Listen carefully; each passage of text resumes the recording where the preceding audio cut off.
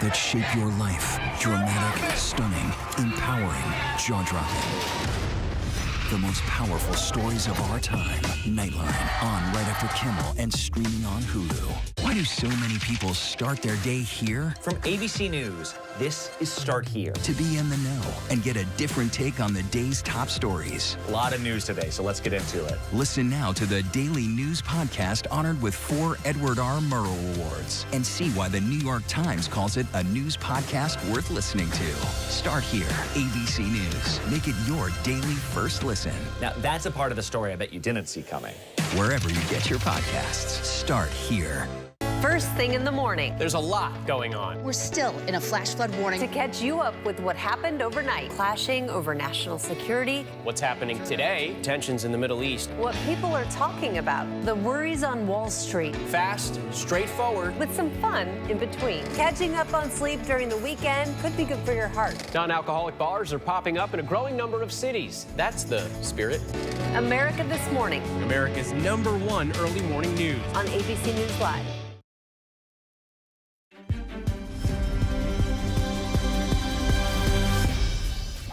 Tell you what, it is scorching out west. Punishing late season heat being felt from Los Angeles to Seattle, and Phoenix is getting it too. Temps already reaching 110 plus degrees 55 times this summer, and the city's expecting to break an all-time record of 114 degrees today.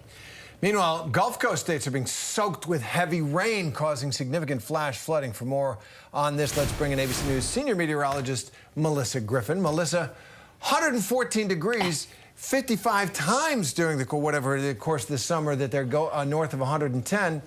Is there any end in sight? Well, Terry, you're right. I mean, it is September. These people have had the hottest summer on record, and like you said, it could reach 114 degrees in Phoenix today. It doesn't even need to reach that to break that all-time record. It would be the 56th day this year to reach 110 degrees plus. It's noon there right now, and it's already at 108, so I think we're getting very close to that all-time record. 56 days. And there is no end in sight for some of these spots that are still seeing the heat. Las Vegas, Phoenix, Palm Springs, all the way up to LA in excessive heat warnings, even as far north as Portland today. They could also break a daily record of 101 there, and the heat continues. It's not as extreme as we head into the weekend for the Southwest, but still very unseasonably hot. You can see these temperatures still 105 to 110 from Phoenix to Vegas to Palm Springs, and it stays hot in parts of the interior Northwest too. Check out Spokane, Washington, near 100 degrees, 98 right into the weekend could break daily records. I want to bring you down to the Gulf Coast too, though, because we've seen flash flood warnings across parts of Louisiana, Baton Rouge getting more heavy rain, and a new flash flood watch now issued for the Florida Panhandle, because all of this is going to be pushing east. We have the stationary front kind of just parked over the Gulf Coast, bringing so many rounds of rain right into the weekend. Parts of Louisiana, including New Orleans they're in that bullseye for flash flooding today. Could see locally more than half a foot of rain, and as we head into Saturday, even parts of the Carolinas could get in on this, so a very active pattern continues for the Gulf Coast right into Saturday. Kira and Terry? All right, Melissa, thank you. And coming up, one of the greatest American soccer players of all time is hanging up her cleats. Details right after the break.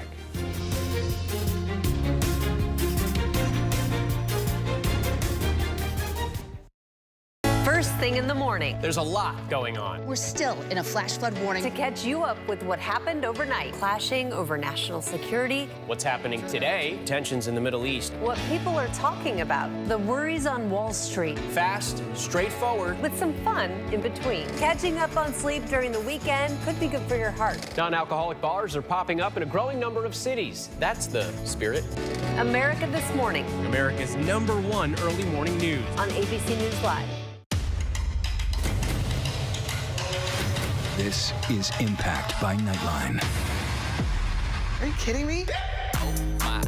My sense was that everybody around him was afraid of him. Brittany describes having a secret abortion that not even her family knew about. What's going on with Kate? What is the relationship like between Harry and William today? What did people start to say? You look great. Are you on Ozempic? I told the kids, I said, I'm not even gonna let you eat breakfast until you get your chores done. She talks about tough love and harsh punishment. No, it's abuse. I think Scott Peterson murdered his wife and his child. Proved me wrong. Do you feel the church accepted abuse? Yep, that's him. Yep. Ready? Does your church protect sexual predators? How do you top the most watched season yet? Fabulous. It's a bit erotic, a bit exotic. You have no idea. Impact by Nightline. The all-new season premieres this September, only on Hulu. Baywatch is a fantasy. When you hear that theme song, it was a wild time, and I was a wild chick. Jason Momoa exploded. Carmen was a bombshell. Pamela Anderson was an icon. I'm really proud of everything I've done. Almost. Baywatch was a whirlwind of epic highs and bitter lows. Everyone likes to watch sexy things.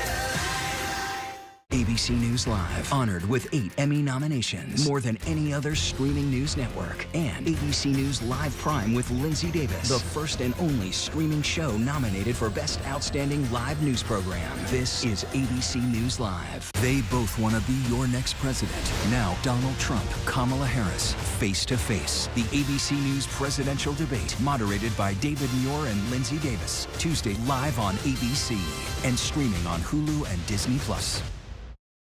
You're watching America's #1 streaming news, ABC News Live. Breaking news, exclusives, live reporting. Keep streaming with ABC News Live. Reporting from Iowa on the 2024 campaign trail, I'm Mary Alice Parks.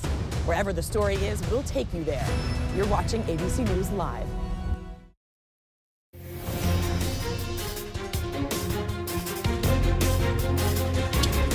Glad you're streaming with us. Some other top headlines that we're tracking for you this hour. Verizon expanding its fiber network. The company buying regional cable and internet provider Frontier Communications in a $20 billion. Hello,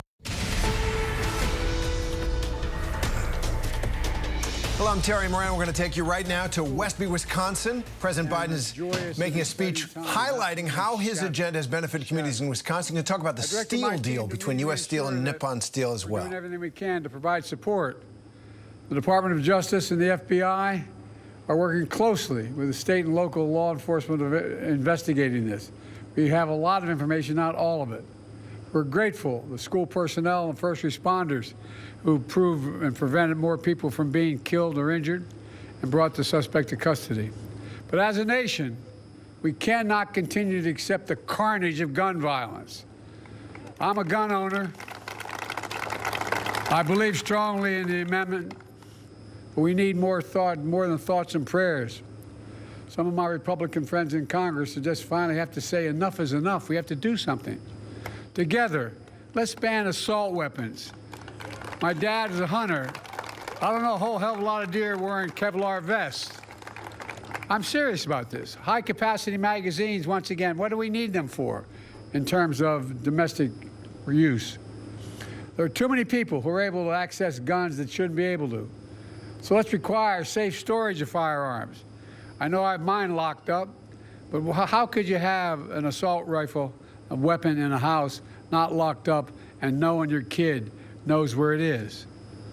Got to hold parents accountable if they let their child have access to these guns. Let's enact universal background checks, and then immunity for gun manufacturers. And I realize I'm in a rural area like the rural parts of my state where guns, we all have them. And it's not popular to talk about it, but the truth is there's a difference between rational and irrational. Imagine, the only outfit in the world that we can't sue and by law, passed by law, are gun manufacturers. How about if that was the case with big tobacco? What do you think would happen? If we're not able to have sued tobacco, how many more people would be dead now, but for the ability to change the law? Folks, common sense measures supported by responsible gun owners. It won't bring back those children, but thousands of children have been gunned down across. More children are killed or die from a gunshot wound than any other reason in the entire United States. Every disease, every accident, everything. More die as a consequence of a bullet in the United States of America. But they'll help save lives if we do the things we're talking about and prevent communities from being ripped apart again. We can do if we do it together, and I really think we can. So I just wanted to say that before we began. And now to our event today. Thank you, Darren, for that introduction and for sharing your story as a family farmer. And thank you to one of America's best, I say one of the 3 best governors in the entire United States of America. Where is it? There he is. Tony, you're the best, pal. When I think of Tony Evers, I mean this sincerely, one word comes to mind: integrity. Integrity. And sitting next to him is a former governor, not far from here, from Iowa, named Tom Vilsack, who's and his wife, Christy. Christy, you're there. Yeah, there you are. She's smarter than he is. Just like Jill's smarter than I am. But Tom's doing a hell of a job as Secretary of Agriculture. And thanks to all the local elected labor and community leaders that are here. And a special thanks to Brent Ridge, CEO of Dairyland Power Cooperative, for hosting us today.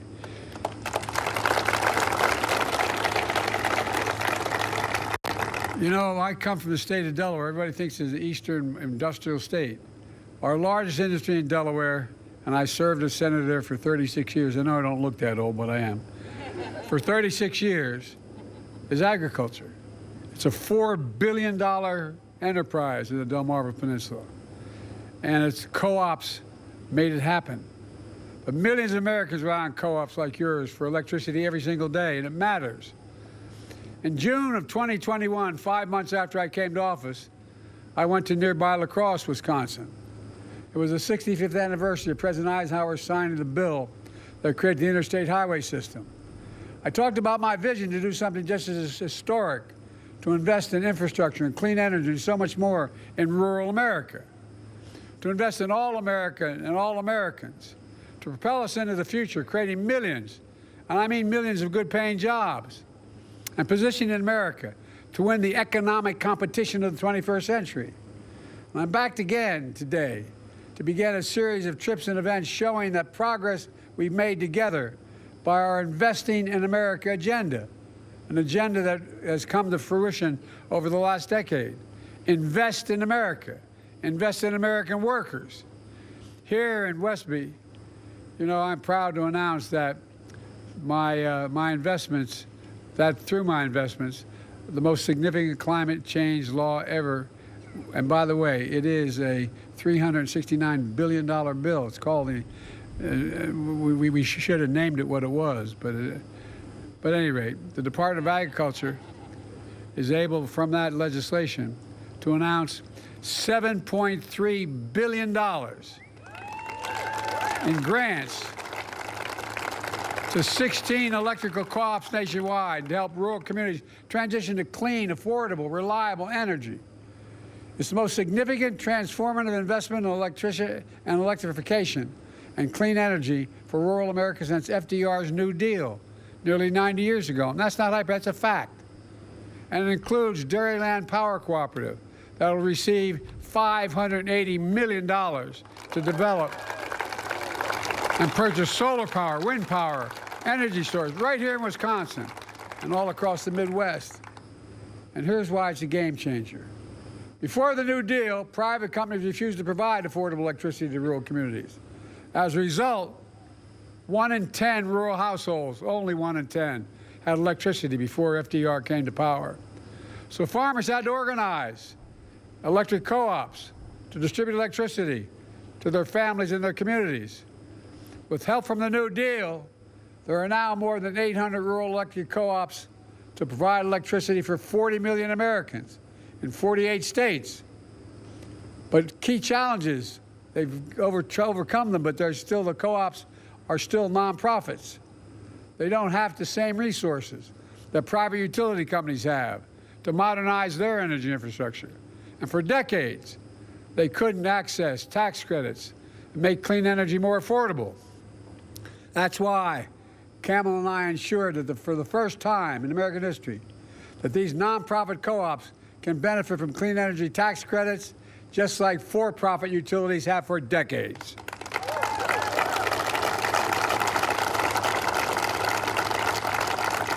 We're also creating new tools for co-ops to refinance prior debts so they can go out there and not be held back from investing in their future.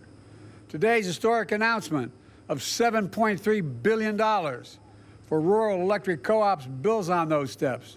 It means clean, affordable electricity for over 5 million rural households and businesses across 23 states.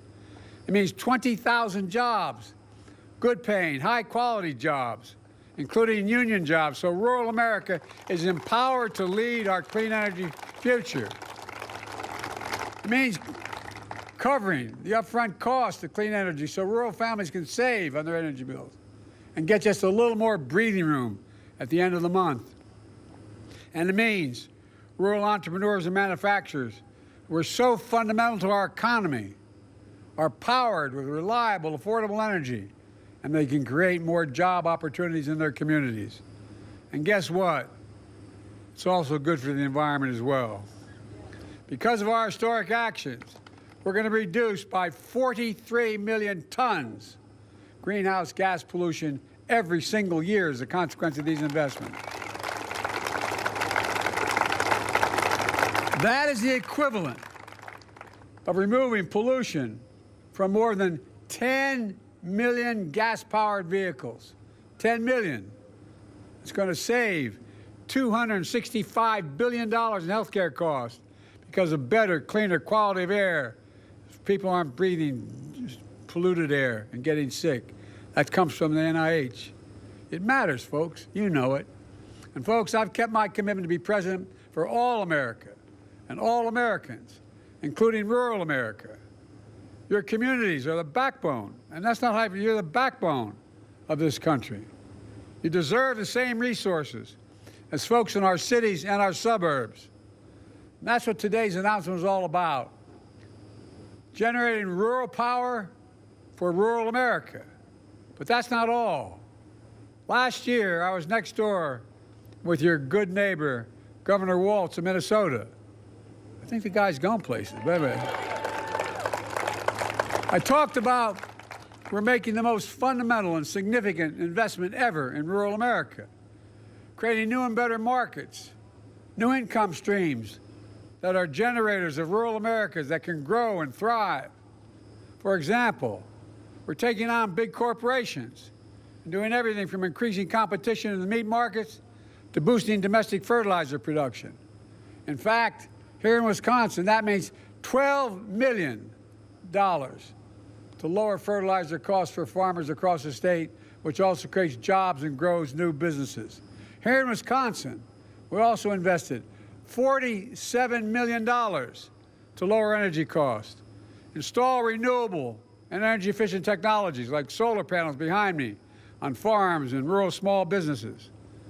Darren just shared how that's cut his family electricity bill in half. We're helping farmers and ranchers and entrepreneurs tackle the climate crisis. Climate-smart agriculture, such as cover crops, nutrient management, storing carbon in the soil.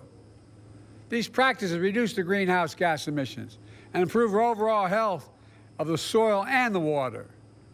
They put us on a path to continuing to grow the food, the fuel, the fiber that will power our nation for decades to come. Through our bipartisan infrastructure law, it's a fancy way of saying that $366 billion for environment, most significant investment in America's infrastructure. And what the infrastructure bill, by the way, the bipartisan bill, that was $1.2 trillion. And guess what? We're still lowering the deficit. Anyway, most significant investment in America since Eisenhower's interstate highway system. We've invested $4 billion so far in 350 projects to modernize Wisconsin transportation. Just in Wisconsin, that's been invested. Infrastructure, including 3 roundabouts on Route 14, US 14, and a new bridge on County Highway M.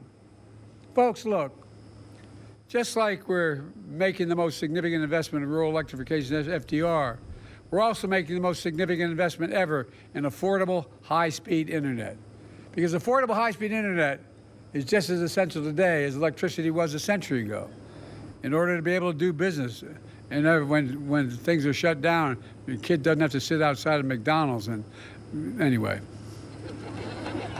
That's why we've invested $1.6 billion just in Wisconsin to connect everyone to affordable high-speed internet in Wisconsin.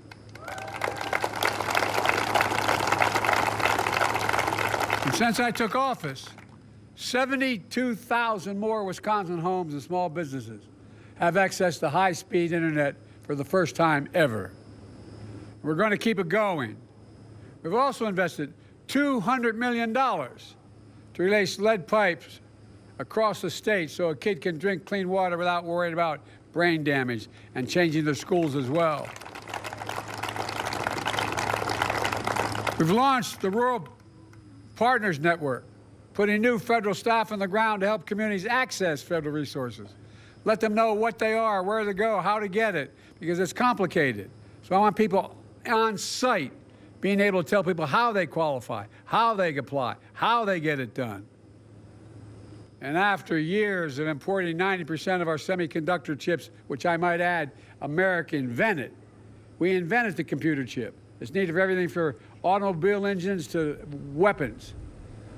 We passed the Chips and Science Act, has led private companies from around the world to come back. We used to have 40% of the market not too many years ago. And now we've got down to basically zero.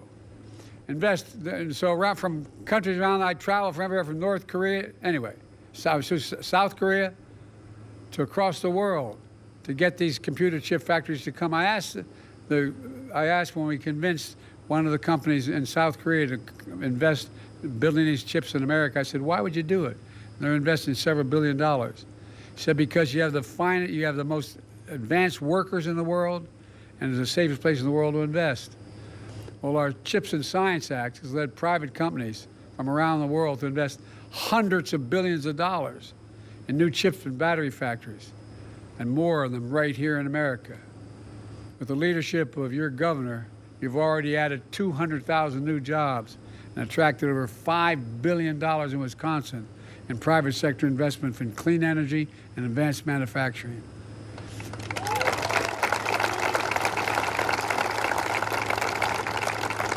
In fact, this spring, I was with your governor in Racine, where Microsoft announced a $3 billion investment, $3 billion investment to build a data center to operate one of the most powerful artificial intelligence systems in the entire world. It's going to create thousands of good-paying jobs on site and across the state, creating even more opportunities in rural communities. Let's remember, my predecessor promised you that he would redevelop Foxconn factory in Racine. You been there lately? He didn't do a damn thing. Nothing. Folks, all these investments means family farms can stay in the family. Rural entrepreneurs can build their dreams. Your children and grandchildren won't have to leave home to make a living. I don't know how many of you have been confronted growing up where everything's going well and the son or daughter comes to mom or dad and said, I can't stay. There's not work for me here. I got to leave. That's stopping now. Because we're spreading opportunities to benefit everyone. Building a future where no one is left behind. Growing an economy from the middle out in the bottom. Well, the President of the United States, Joe Biden, there in Westby, Wisconsin, out in southwestern Wisconsin, touting his economic agenda, in particular for rural communities. You just heard him say something there that he wanted to make sure that parents and families didn't go through the situation where one of their sons or daughters comes and says, I can't stay in this town. There's no jobs here. That is a fact of life across the country. Biden says his economic agenda has been aimed in part at reversing that trend. Right now, polls for the country don't really think that it's done that or done much. He's still very much underwater as president in his ratings. For more, let's bring in senior White House correspondent Selena Wang in Pittsburgh, and ABC's Elizabeth Schulze joins us now for more. So first, Selena, let me go to you. This is Joe Biden essentially trying to take a victory lap. He believes, with some justification, that as a president trying to get bills passed, trying to get legislation, big impactful legislation, he's done a pretty good job, and you can tick it off. The infrastructure, the green energy bill, the COVID money that came out of Congress, big time things. And yet he hasn't really gotten much credit for it. People don't feel the economy's that good. But this is kind of a victory lap for him. It felt that way anyway to me. Yeah, Terry, I think that's exactly right. And what we're seeing right now is Biden's presidency really entering this new phase where he's not running for president again. He's not in this re-election campaign anymore. He gets to focus on the issues that he really cares about. And today, that is part of that, and burnishing his legacy as well. He's made clear that one of his top priorities in the last few months of his presidency is carrying out his legislative priorities, as well as increasing investments in infrastructure. You heard the president there try to frame this more than $7 billion investment in clean energy in states across the country as a really historic moment. He was saying that it's the largest investment in rural electrification since the New Deal. And very notable, Terry, that he's making this announcement in battleground Wisconsin, a critical state for Vice President Harris. So at the same time he's touting and burnishing his legacy, he also wants to frame this as an achievement under the Biden-Harris administration. And while this was an official White House event, the campaign has told me that they want to strategically use President Biden to help Vice President Harris in certain communities in certain areas. Biden is traveling to several battleground states this week, and he was in Pittsburgh, where I am, earlier this week, where he was helping to gain the support of union workers for Vice President Harris. We're seeing him now in Wisconsin, trying to both tout and take a victory lap, but also help Vice President Harris and give her a boost as well in that critical battleground state while she is here in Pittsburgh, hunkered down, doing debate preparation. Absolutely. Thank you, Selena. Let me go to Elizabeth Schulze on this. So, Elizabeth, you know, how much are people feeling the impacts of what Joe Biden believes? And a lot of people look at the history, our significant legislative accomplishments. The polls show, you know, they don't credit him much for it, but are these programs, especially these green energy programs that he likes to say he's changed the game on, are they making a difference at this point for people? Well, I think you make a really good point, Terry, because the fact is that the Inflation Reduction Act, which the president pointed out he wished they had named something different, because frankly what it was the biggest ever legislative package when it comes to investments in renewable energy, tax credits for renewable energy companies, and investments in fighting climate change. He essentially said that that's something that he's proud of, but a lot of those investments aren't flowing yet. Communities are not seeing a lot of this come through. That's obviously why he's out trying to tout where the money is going. But the fact is, he has had some big legislative wins, including the CHIPS Act, the bipartisan infrastructure bill, but a lot of those investments take time. And when I've been out talking to voters and say, these are things the president has done that will directly affect you, a lot of people say they just don't see it. What they see a lot more, Terry, is the price at the grocery store, the price that they're paying for housing, the cost of rent. And they're looking at that, and they look at that against former President Trump. And frankly, that has been a liability for President Biden. I mean, our latest poll, as you point out, showed that former President Trump consistently outranks President Biden for his handling of the economy. And that is translated into voters thinking that former President Trump would be better on the economy than Vice President Harris. So we are seeing the president try to really tout the fact that he has done what he can, both from the executive side and trying to spearhead these legislative packages. But at the end of the day, a lot of people are still not feeling it. Yeah, it's a hard sell. After 40 years in the Senate, you can see why those big bills feel like major accomplishments to him. But as you point out, Elizabeth, people have to feel them. Maybe they will down the road. Elizabeth Schulze, Selena Wang, thanks very much. Well, meanwhile, we are following breaking news at this hour. The president's son now says he's willing to plead guilty by what's called an open plea in his federal tax trial. Hunter Biden, under this scenario, would plead guilty to the judge, even though there is no plea deal with the prosecution, leaving his fate entirely in the judge's hands. Earlier, Biden had tried to offer a plea by which he would have acknowledged that prosecutors could prove his guilt while still maintaining his innocence, but then he abandoned that idea. These are all legal maneuverings here. It's all unfolding on the same day that jury selection was supposed to get underway in a Los Angeles courtroom in this trial. The 9-count indictment against Hunter Biden includes both felony and misdemeanor charges, accusing him of failing to pay nearly $1.5 million in taxes over 4 years in about 10 years ago. Investigative reporter Olivia Rubin joins me now, along with legal contributor Brian Buckmeyer. So, Olivia, first, all right, long day of legal maneuvering around what kind of plea Hunter Biden is going to make here. What's going on?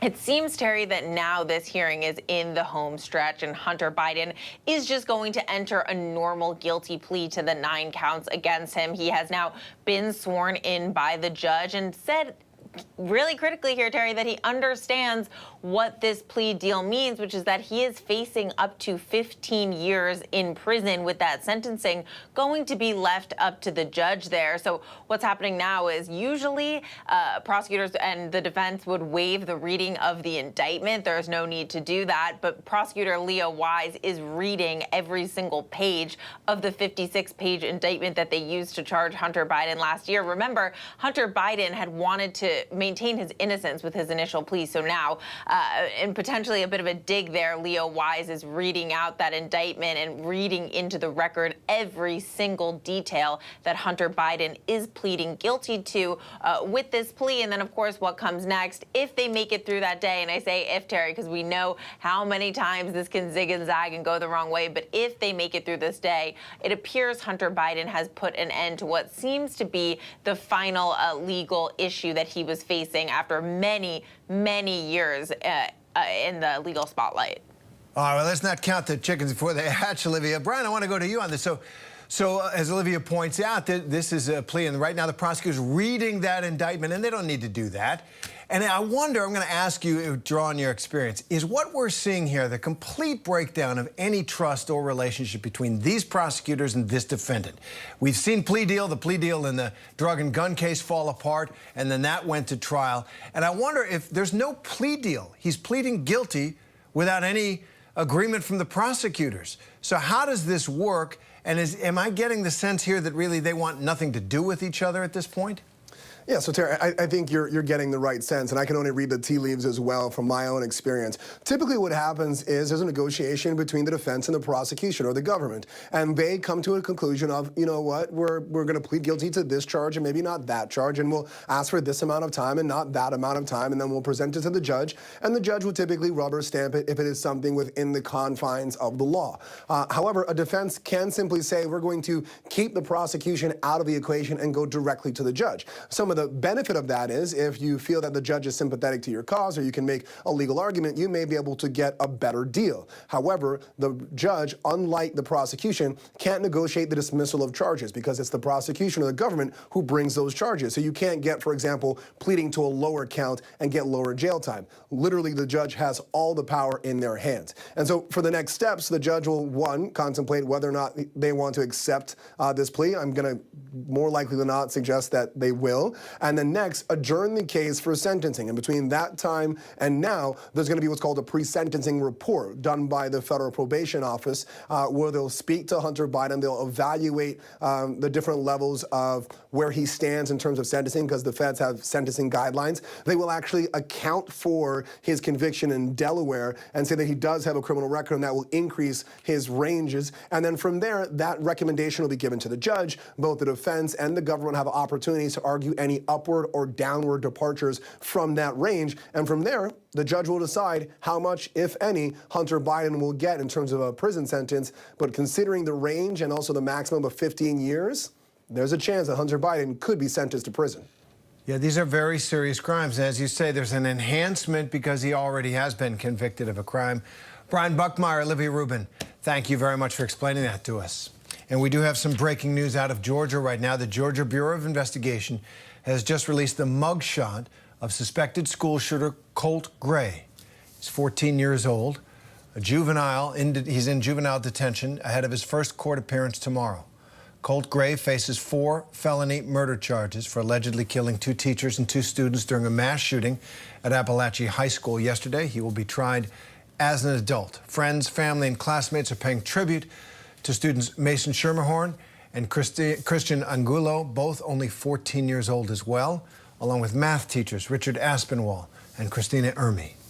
Police say at least 9 others were hospitalized when Colt Gray opened fire inside the hallways and classrooms using an AR-style rifle. Officials confirm at least 2 people are still in the hospital, and we will bring you the latest developments in this case as they happen. Thanks for streaming with us. I'm Terry Moran. The news never stops. More GMA right now.